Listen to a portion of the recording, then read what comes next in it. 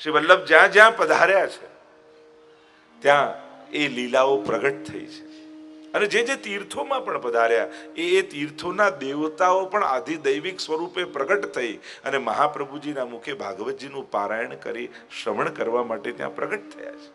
તમે 84 વૈષ્ણવની વાર્તાનું ચરિત્ર જુઓ, 84 બેઠકની ચરિત્ર તમે જુઓ તો જ્યાં જ્યાં મહાપ્રભુજી ભાગવતજીનું પારાયણ કરે છે તત તીર્થના દેવતાઓ મનુષ્ય રૂપે, પુરુષ રૂપે, સ્ત્રી રૂપે આવી પ્રગટ થઈ અને ભાગવતજીના પારાયણનું શ્રવણ કરે છે. અને એટલા માટે આપણે ત્યાં એ આગ્રહ, એ વિવેક એ રાખતા હોય કે આ પ્રકારથી જવું. તો અહીંયા શ્રી મહાપ્રભુજી ગિરિરાજને આશ્વાસ દીધો. તો જ્યારે યમુનાજીના તટ પર પારાયણ કર્યું અને ત્યાં સ્વયં યમુનાજી પ્રગટ થયા, યમુનાષ્ટકનું ગાન થયું. એકાદશીની રાત્રિએ એક સમય ચિંતા ચિતાઈ દૈવી કિંવિત જાની ન જાઈ આસુરી સુમિલી રહત સદાઈ और भिन्न होए सो कौन उपाय साक्षात श्रावण श्यामले पक्षे एकादश्या महानिशि साक्षात भगवता प्रोक्तम તદક્ષર સૌચ્યતે. અને એકાદશીની રાત્રિએ સ્વયં શ્રીનાથજી બાબા પ્રગટ થયા. ગદ્ય મંત્રનો ઉપદેશ આપ્યો પણ સ્વરૂપ રૂપે માથે સેવામાં બિરાજ્યા નહીં. એ તો જ્યારે પરિક્रमा तीजी चित आई और झारखंड में प्रभु ने जताई अब के मोही मिलो मन भाई. ત્રીજી પરિક્રમા કરી રહ્યા હતા, ઝારખંડમાં મહાપ્રભુજી બિરાજે છે અને ત્યાં શ્રીનાથજી બાબાએ આજ્ઞા કરી કે હવે હું ગિરિરાજજીની ભીતર બિરાજું છું, મારે હવે જગુદ્ધારક રૂપે બિરાજવું છે. આપ પધારો ને મારું મંદિર સિદ્ધ કરો. અંબાલામાં રહેતા પૂરણમલ ક્ષત્રિયને આજ્ઞા કરી કે જેને ક્યારેય શ્રીનાથજીના દર્શને કર્યા નથી, જેને ખબર પણ નથી, પણ અહીંયા પ્રગટ પહેલા થવા માટે શ્રી મહાપ્રભુજીને આજ્ઞા કરી અને મહાપ્રભુજી પરિક્રમા પૃથ્વી છોડીને અને સીધા પધાર્યા બ્રજમાં. અને અહીંયા જયારે ગિરિરાજજી પર આવ્યા, પહેલા દિવસે વાત કરી ગોવર્ધન સ્થિતિ ઉત્સાહ, ત્યાં બિરાજવું ગમે છે મહાપ્રભુજીને, ઉત્સાહ છે. અને તન લીલા પ્રેમ પૂરી થાય, એ લીલાથી જ પૂરી જ છે. તો કે ગિરિરાજજીને આશ્વાસનની જરૂર કેમ? આશ્વાસન કોને અપાય?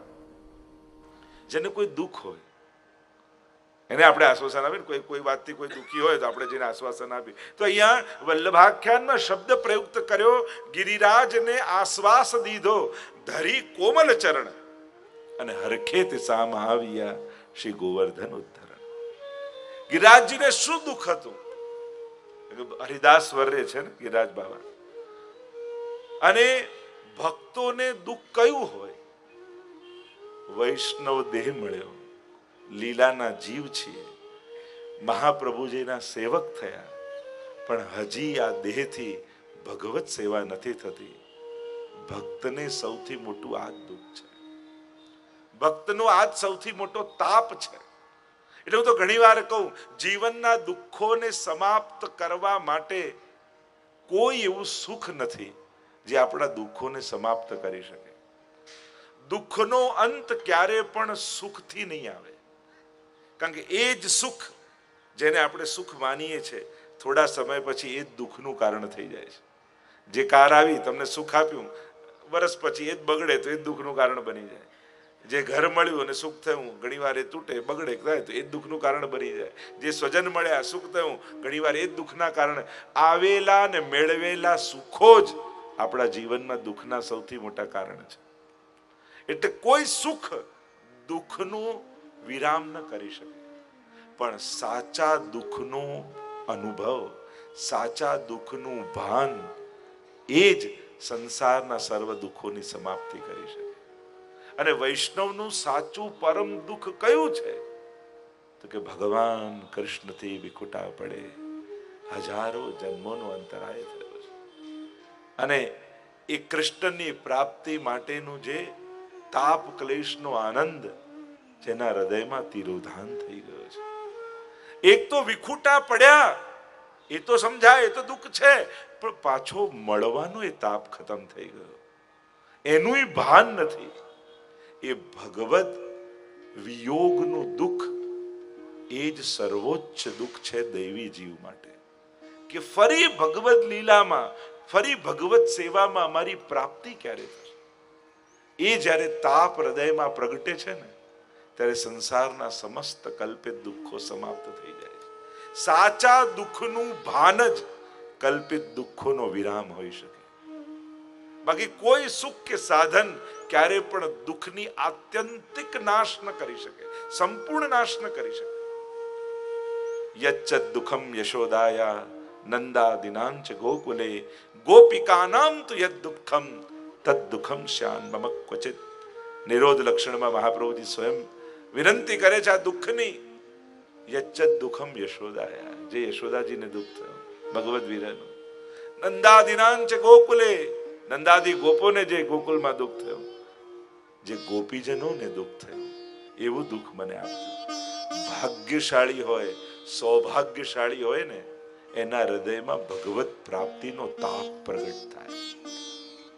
હરી તેરી લીલા કી સુધી આવે. પરમાનંદાસજીનો મુખે ગવાયેલું એ પદ સાંભળીને મહાપ્રભુજી મૂર્છિત થઈ જાય છે. એટલે વૈષ્ણવ માટે, દૈવી જીવ માટે સૌથી મોટું દુઃખ એ ભગવદ વિરહનું દુઃખ છે. અહીંયા આશ્વાસ દીધો એટલે ગિરિરાજજીને કયા દુઃખો, કેમ આશ્વાસન મળ્યું મહાપ્રભુના ચરણથી? તો સૌથી પહેલું એક કારણ કે શ્રીનાથજી તો બિરાજે છે મારી ભીતર, પણ સ્વામીજી વગર એકલા ઠાકોરજી વિરહ કરી રહ્યા છે. જો સ્વામીજી પ્રાપ્ત થશે તો જ મારા ઠાકોરજીને આનંદ આવશે. અને જ્યારે સ્વામીજીનું વલ્લભના ચરણોનો સ્પર્શ ગિરિરાજજીને થયો, ત્યારે એમને આનંદ થયો કે હા, હવે મારું દુઃખ ગયું, કારણ કે હવે યુગલ સ્વરૂપ સાથે મળવાનું છે. એટલે જ પ્રથમ મિલન કહીએ છીએ ને આપણે, જ્યારે મહાપ્રભુજી અને શ્રીનાથજી બંને ભેટ્યા, એટલે કે આ ભૂતલ ઉપર સ્વામીજીનું વલ્લભ અને શ્રીનાથજીનું પ્રથમ મિલન આ રીતે. તો ગિરિરાજને આશ્વાસ દીધો, આશ્વાસન મળ્યું ચરણ મૂકીને. બીજું, ગિરિરાજજીને શું દુઃખ હતું કે ઠાકોરજી તો બિરાજે છે, પણ હજી ઠાકોરજીની સેવા થતી નથી. હા, ગાય આવે છે, દૂધ રવી જાય છે, એ બધું જ બરાબર, પણ હજી ઠાકોરજીની સેવા થતી નથી. અને વૈષ્ણવને એ વાતનું દુઃખ હોય. જો ગિરિરાજજી તો હરિદાસ વર્ય છે, પરમ વૈષ્ણવ છે, એટલે ગિરિરાજ બાબાને બીજો તાપ એ છે કે પ્રભુ બિરાજે છે, છતાં એમના સુખનો વિચાર હું નથી કરી શકતો. ઘણી વાર વૈષ્ણવને એમ થાય ને કે હજી જે રીતે પ્રભુને સેવામાં લાલ લડાવવા જોઈએ, હજી મિશ્રિત ધરીએ છે, હજી સુકોમેવ ધરીએ છે, હજી હાથ ધરીએ, એ ધરે ખરા, પણ હૃદયમાં એને તાપ રહે કે મારા પ્રભુ મારા બધા જ સુખનો વિચાર કરે છે, પણ હું એમના કોઈ સુખનો વિચાર નથી કરી શકતો. મારા સુખ માટે પ્રભુએ બધી જ વ્યવસ્થા કરી દીધી, પણ એમના સુખ માટે હું કોઈ વ્યવસ્થા નથી કરી શકતો. આ વૈષ્ણવને તાપ થાય. આ બીજો વિરહ, બીજું દુઃખ ગિરિરાજજીને હતું, પણ વલ્લભના ચરણ પડ્યા ને, એટલે હવે આનંદ થયો કે હવે મહાપ્રભુજી પધાર્યા અને વલ્લભના ચરણોનો સ્પર્શ થયો, તો હવે સેવા રીત પ્રીત વ્રજ જન કી જનહિત જગ પ્રગટાઈ और પ્રગટ ભય મારે. નવનીતલાલની સેવા તો મહાપ્રભુજી કરી રહ્યા છે, પણ શ્રીનાથજીની સેવા જ્યારે વ્રજ ભક્તોની રીત અને પ્રીતિ થશે, ત્યારે જગતમાં સેવા માર્ગ પ્રગટ થશે. અને નિકુંજ નાયક શ્રીનાથજી મારી ભીતર બિરાજી રહ્યા છે, પણ હજી વ્રજભક્તો વ્રજમાં હોવા છતાં વ્રજભક્તોના ભાવથી લાલ નથી લડાઈ શકતા. એટલે હવે મહાપ્રભુજી પધાર્યા, એટલે હવે પાઠ બિરાજશે શ્રીનાથજી, અને આખો એ સેવા ક્રમ શ્રીનાથજી બાવાનો થશે. એટલે ગિરિરાજને આશ્વાસ દીધો ધરી કોમલ ચરણ. ગિરિરાજજીને આશ્વાસન થયું. ત્રીજો પ્રકાર, આશ્વાસન દુઃખ શું હતું? અને દુઃખ હતું ગિરિરાજ બાબાને કે શ્રીનાથજી પ્રગટ થશે, શ્રીનાથજી બિરાજી રહ્યા છે, પણ જ્યારે શ્રી વલ્લભ પધારશે અને વલ્લભ બિરાજશે, અને પછી વલ્લભના ઘરે ગુસાઈજી પધારશે, અને એ ગુસાઈજી પધારી અને શ્રીનાથજીનો વૈભવ વધારશે. પણ એ ક્યારે થાય? જ્યારે મહાપ્રભુજી શ્રીનાથજીને પ્રસ્થાપિત કરે અને જગુદ્ધારક રૂપે બિરાજવે. એટલે કે બ્રજમાં બ્રજેશ બિરાજી રહ્યા છે ગિરિરાજજીની ભીતર, પણ હજી સારસ્વત કલ્પમાં જે લીલાઓ ઠાકોરજીએ કરી, એ લીલાઓ હજી શરૂ નથી થઈ. કારણ કે જ્યાં સુધી મહાપ્રભુજીનો સ્પર્શ ન થાય ઠાકોરજીને, ત્યાં સુધી એ લીલાઓ શરૂ ન થાય. જો અષ્ટસખાની પણ ભગવદીઓના ચરિત્ર તમે જુઓ, ભલે અષ્ટસખાએ પદ ગાયા, પણ જ્યાં સુધી મહાપ્રભુજી નહોતા મળ્યા અને બ્રહ્મ સમન નહોતું આપ્યું ત્યાં સુધી વિરહ અને દીનતાના પદ ગાતા, પણ લીલાના પદ તો ત્યારે જ ગાયા જ્યારે મહાપ્રભુજીએ બ્રહ્મ સંબંધ આપ્યો. આ બધા 84 252 જો 3 જન્મની વાર્તા આપણે કહીએ છીએ ને, 3 જન્મની વાર્તા 84 વૈષ્ણવમાં લખ્યું, 252 લખ્યું 3 જન્મ કી વાર્તા. તો 3 જન્મ કયા? તો એક જન્મ તો એ છે કે જે મા બાપ ને ત્યાં એક માને ત્યાં દીકરા રૂપે કે દીકરી રૂપે માણસનો ભૌતિક જન્મ થાય. બીજો જન્મ એ છે કે જે બ્રહ્મ સંબંધ આપીને નવો જન્મ મળે. અને ત્રીજો જન્મ જે લીલામાં એમનું સ્વરૂપ છે, એટલે કે મૂળ લીલામાં પ્રાગટ્ય, પછી ભૂતલમાં સંસારમાં પ્રાગટ્ય, અને ત્રીજું એક વૈષ્ણવ તરીકેનું પ્રાગટ્ય. જ્યારે મહાપ્રભુજીના સેવક થાય અને ભગવત સેવામાં જોડાય ત્યારે એનો નવો જન્મ. આપણે તો વાર્તા સાહિત્યમાં પ્રસિદ્ધ છે ને, બ્રહ્મ સમન કરવાથી નવો જન્મ થાય. ને પેલા વૈષ્ણવે પરીક્ષા કરી અને ધનની પોટ જે ઉધાર લીધું હતું ને પેલાને કહ્યું કે તમે આ જન્મમાં મને કોઈ રૂપિયા આપ્યા નથી, તમે કહો તો પરીક્ષા આપો. અને પરીક્ષા આપી અને અગ્નિથી હાથે ન દાજ્યો. એને આશ્ચર્ય થયું કે મેં આપ્યા છે ઉધાર અને અગ્નિ પણ એને સાથ આપે છે, પરીક્ષા પણ થઈ, છતાં એનો હાથ ન દાજ્યો, આવું કેમ સંભવે?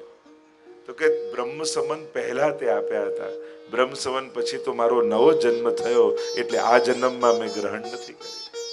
એટલે બ્રહ્મ સમન થી નવો જન્મ થાય છે. આ ભાવ આપણે ત્યાં છે.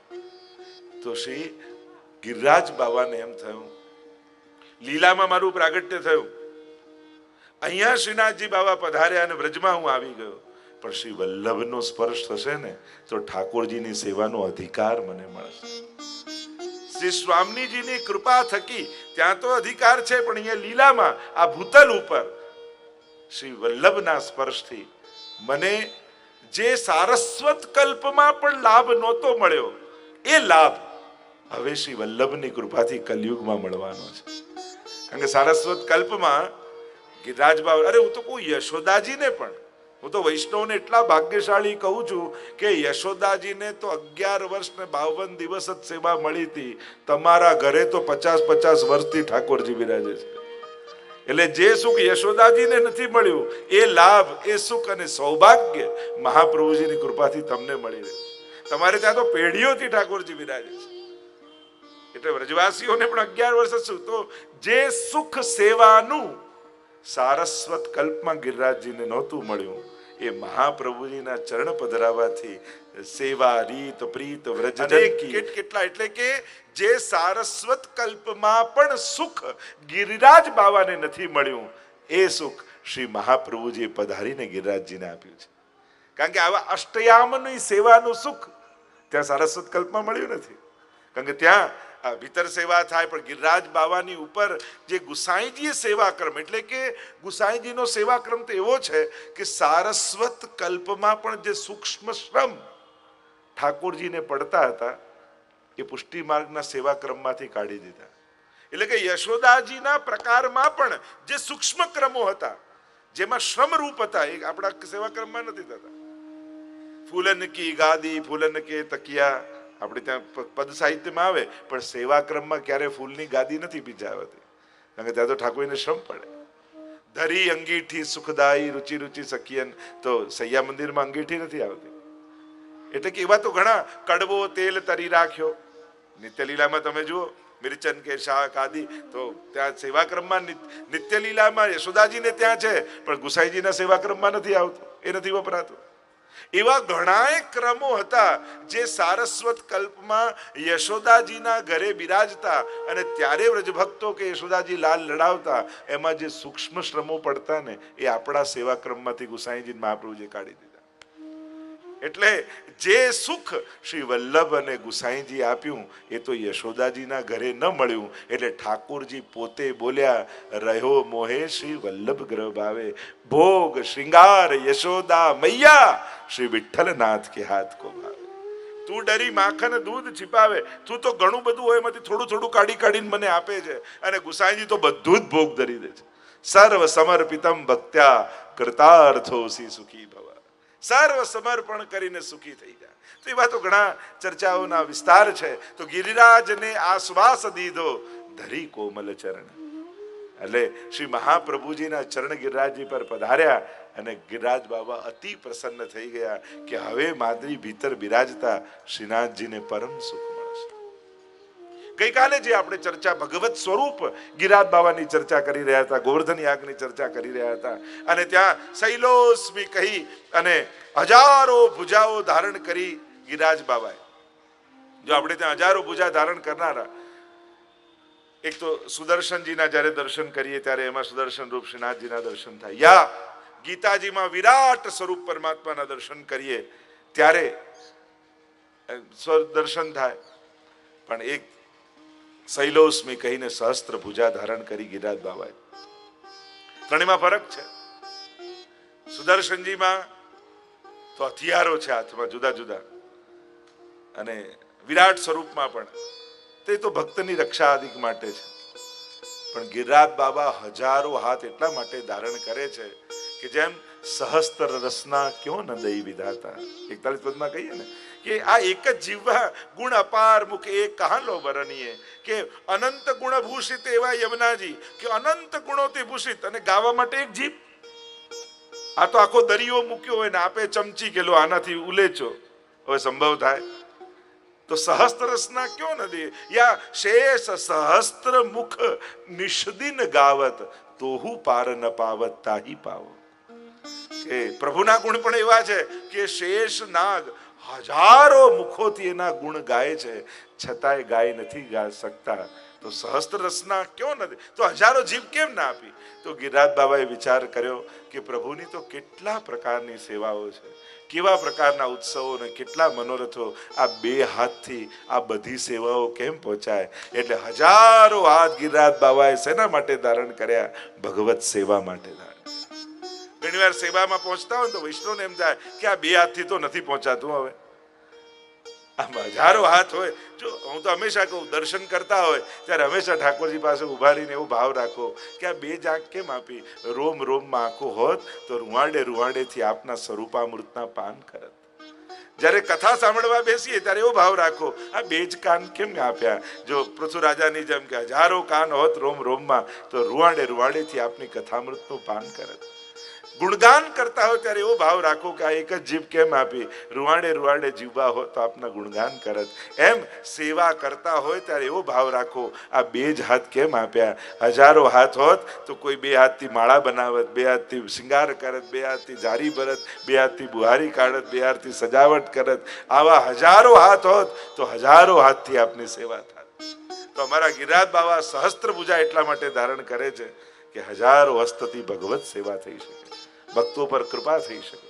કારણ કે આટલા હજારો વૈષ્ણવો ઠાકોર ગિરિરાજ બાબાને ભોગ ધરે તો ગિરિરાજ બાબાએ વિચાર કરે આ બે હાથથી તો આરોગાય એવું છે નહીં. જે આવે ભોગ ધરતા જાય, જે આવે હમણાં ઉભા રહો, કેટલા જે આવે સ્નાન કરાવે ભોગ ધરે, સ્નાન કરાવે ભોગ ધરે, સ્નાન કરાવે ભોગ ધરે.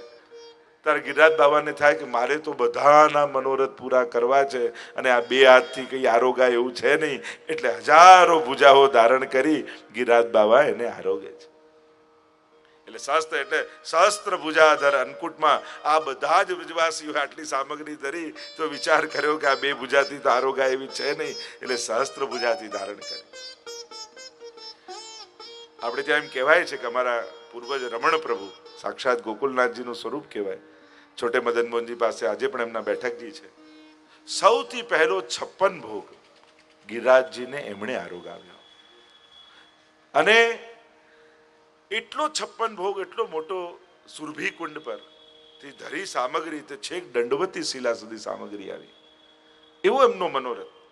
અને પોતાના હાથે જ્યારે સિદ્ધ કરતા હોય ને એમ કહ્યું, વિતરિયાજી કહ્યું કે જરા જ ઘી ખૂટી ગયું છે, અને આપને યમુનાજીમાં એટલી અનન્ય આસક્તિ હતી કહેવાય કે એ જે પણ મનોરથ કરતા ને યમુનાજીમાં એ બધી સામગ્રી પધરાવતા અને લોકો એ લેવા માટે અંદર કૂદકો મારતા ને તો કણિકા ન મળતી, કારણ કે સાક્ષાત યમુનાજીને ગ્રહણ કરી લેતા. એવો યમુનાજીનો આપનો સાક્ષાત અનુભવ. અને જ્યારે આપનો લીલામાં પધારવાનો સમય આવ્યો અને યમુનાજીના તટ ઉપર જ છોટે મંદિર, ત્યાં રમણ પ્રભુની બેઠક, અને પહેલા માળ ઉપર બિરાજ્યા છે અને યમુનાજી તો ઉષ્ણકાલનો સમય સુકાયેલા છે. અને આપે કહ્યું કે ના, અમકો લેવે તો યમુનાજી આएंगी, યમુનાજી મને લેવા આવશે, મને નીચે પધરાવી દો જમીનમાં. અને બધા જયરાજ હમણાં તો જમનાજીમાં જલ બી નથી. અને એટલો વરસાદ, પ્રસંગ તો લાંબો પણ એટલો વરસાદ પડ્યો તે છેક યમુનાજી ઊંચા થતા થતા થતા સીડીઓને થઈને પહેલે માળે પધાર્યા અને આપે યમુના પાન કર્યા અને પછી લીલામાં આપનો અંગીકાર. તો પહેલો 56 ભોગ સુરભી કુંડ પર આપે એવો કર્યો ને ઘી ખૂટ્યું. તો કહ્યું જયરાજ ઘી નથી. અરે વ્રજમાં તો ઘી રૂપે શ્રી યમુનાજી પાંચે અમૃત રૂપે બિરાજે, જાઓ જમના જલ કી ગાગર ભર લાओ. અને યમુના જલની જલ ગાગર ભરીને લાવ, કઢાઈ में પધરાવો. અને જ્યાં કઢાઈ में પધરાવ્યું તો ઘી બની ગયું. અને ઘી બન્યું અને ત્યાં સામગ્રી સિદ્ધ થઈ. ગિરિરાજ બાબાને આરોગાવાની છે અને એટલામાં જયરાજ કોઈ વૈષ્ણવ ઘીની સામગ્રી પધરાઈને આવ્યું છે કે જાઓ જમનાજી में પધરાયો. અને જ્યાં જમનાજીમાં પધરાવ્યું તો જમના જલ બનીને ત્યાં યમુનાજીમાં વહેવા લાગ્યું. તો અનંત પ્રસંગો શ્રી ગિરિરાજ બાબાના અને શ્રી યમુનાજીના આપની સાથેના આપના જીવનકાળ દરમિયાનના અનેક એવા અલૌકિક પ્રસંગો છે. એવી અનન્ય આસક્તિ આપને છે. અને એવા ઘણા પ્રસંગો, દામોદરલાલજી એમના વંશજ, એમને યમુનાજી સાક્ષાત લેવા પધારે છે. મેં પ્રસંગ કયો એ દામોદરલાલજીનો પ્રસંગ છે. એ રીતે રમણ પ્રભુના અનેક પ્રસંગો છે કે જેમને આવી કૃપા શ્રી ગિરિરાજ બાબા એમને કરી. તો સહસ્ત્ર ભુજાથી ધારણ કર્યું. પ્રસિદ્ધ પ્રસંગ છે. ઇન્દ્ર કોપાયમાન થયા, સમાચાર મળ્યા વ્રજવાસીઓએ ગોવર્ધન યાગ કોઈ કર્યો છે, ઇન્દ્ર યાગ બંધ કર્યો છે. વાચાલમ બાલિશમ સ્તબ્ધમ અગ્નમ પંડિત માનિનમ. ઇન્દ્ર અપમાનજનક શબ્દો ભગવાન માટે બોલે, પણ મહાપ્રભુજી સુબોધનીજીમાં એ અપશબ્દોને પણ સ્તુતિ પરક કરી દીધા. ઇન્દ્ર નારાજ થયા અને કેવું, આ કોણ છે બાળક? વાચાલમ બાલિશમ, બહુ બોલનારો. વાચાલમ મહાપ્રભુજી અર્થ કર્યો વાચાલમ, જ્યાં વાણી પહોંચી ન શકે એવા ઠાકોરજી છે. જો આજ તો આચાર્યો, મહાપુરુષો, સંતો, ભગવદીઓની આજ તો વિશેષતા છે. સમાજે કરેલા અપમાનો પણ આપ તો સ્તુતિ રૂપે કરે છે. એ પરક અર્થ કર્યો. ઠાકોરજી માટે અપશબ્દો બોલ્યો, મહાપ્રભુજી અર્થો સ્તુતિ પરક કર્યા. અગ્નમ પંડિત માનિનમ, બહુ પોતાને જાણકાર સમજતો હોય પંડિત માનીને, તો કે આપ તો પંડિતોના પણ માનેલા છે. એમ ઘણા સુંદર અર્થો કર્યા. અને અહીંયા ઇન્દ્રએ સંવર્તક નામના મેઘોને આજ્ઞા કરી કે જાઓ પ્રલય કાળમાં જે વર્ષા કરે એ મેઘોને કહ્યું જઈને વ્રજને ડુબાડી દો. અને કાળા કાળા વાદળો ઘેરાવા લાગ્યા. વ્રજવાસીઓ ગભરાયા. મોટી મોટી શિલાઓ પડતી હોય એવી વરસાદની બૂંદો પડવા લાગી. પ્રભુની પરીક્ષામાં પણ ભક્ત પર તો કૃપા જ હોય છે, પ્રભુનો પ્રસાદ જ હોય છે. આપણને જે પરીક્ષા જેવું લાગે એના પરિણામમાં પ્રભુનો પ્રસાદ જ મળતો હોય છે. ઘણીવાર દધીનું મંથન કરો, માખણ ત્યારે જ પ્રગટ થતું હોય છે. એમ ઘણીવાર જીવનના અનુભવો જ આપણને ભગવાન તરફ વધારે આગળ લઈ જતા હોય છે. જ્યારે બહુ જ અનુકૂળતા અને ધાર્યા પ્રમાણે જીવન ચાલતું હોય ને, ત્યારે માણસને ઘણીવાર પ્રભુ પણ યાદ નથી આવતા.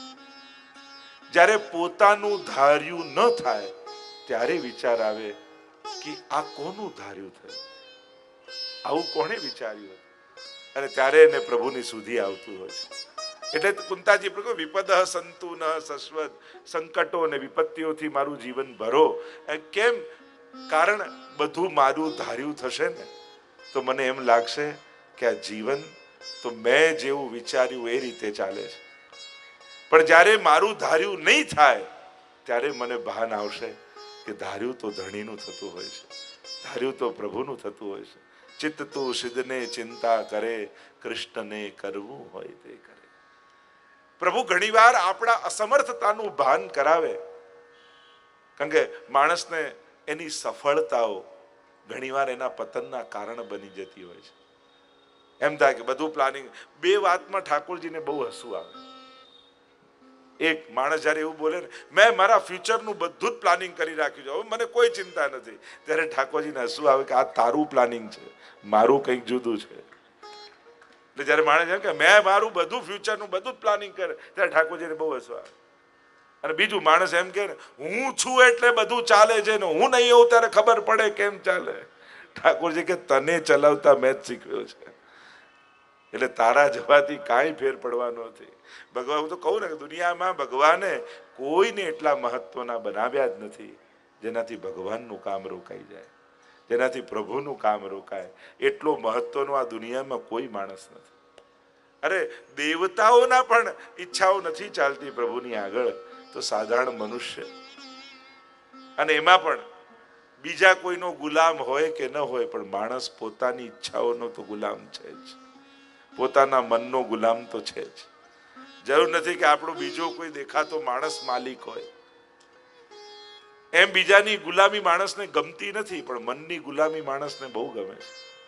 બાકી બધાની ગુલામી એને શ્રમ આપનારી હોય છે કે આના કયા પ્રમાણે મારે ચાલવાનું, આખી જિંદગી એના કયા પ્રમાણે કરવાનું.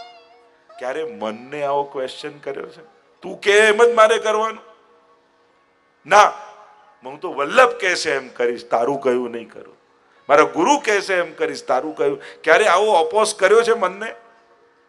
નહીં તો બહુ કોઈ ઓર્ડર કરતું હોય ને તો આપણી ધીરજ ક્યારેક તો ખૂટી જ જાય. ભલે ગમે તેટલી મોટી કંપનીમાં કામ કરતો, છેલ્લે એ બોસ સામે પણ બોલાઈ જાય. માણસ ધીરજ ખૂટે ને કે તમે કહો એમ જ મારે ચાલવાનું, આવું મારાથી નહીં થાય. કારણ કે માણસનું ગુલામી સ્વભાવ નથી, માણસની મુક્તિ મનુષ્યનો સ્વભાવ છે. એટલે ગુલામી મનુષ્યનો સ્વભાવમાં નથી આવતો, એટલે એને ગમે નહીં કોઈના અંડરમાં રહેવું, કોઈને ન ગમે. તો મુક્તિ જ મનુષ્યનો સ્વભાવમાં છે, નેચરમાં મુક્તિ જ છે. એટલે બધેથી મુક્ત થવા માંગે, ઈચ્છા માંગે. પણ ભગવાન પાસે આશ્રયમાં, જો ગુલામી અને આશ્રય બી ફરક છે. આપણે ઠાકોરજીના ગુલામ નથી, પણ પ્રભુના આશ્રયમાં છે. બંનેમાં ફરક છે. પેલામાં તો પરાણે રહેવું પડે, આશ્રયમાં જવાનો તો આનંદ હોય. જેમ ફરક એટલો જ, કઈ એક નાનકડું બાળક હોય, મા એને ક્યાંય ન જવા દે, એના ખોળામાં જ રાખે, તો માનો ખોળો એ બાળકનું ગુલામી કે બંધન નથી. જે માના ખોળામાં એને મુક્તિનો આનંદ આવે ને, એને છૂટો મૂકી દો તો રડવા લાગે. એના માટે માથી દૂર થવું, મુક્ત થવું એ બંધન છે, અને માની ગોદમાં રહેવું એ જ મુક્તિ છે. એમ ભક્ત માટે ગુરુ ને પ્રભુથી દૂર જવું એ જ એનું બંધન છે, અને એમના ચરણમાં રહેવું એ જ એમની મુક્તિ છે.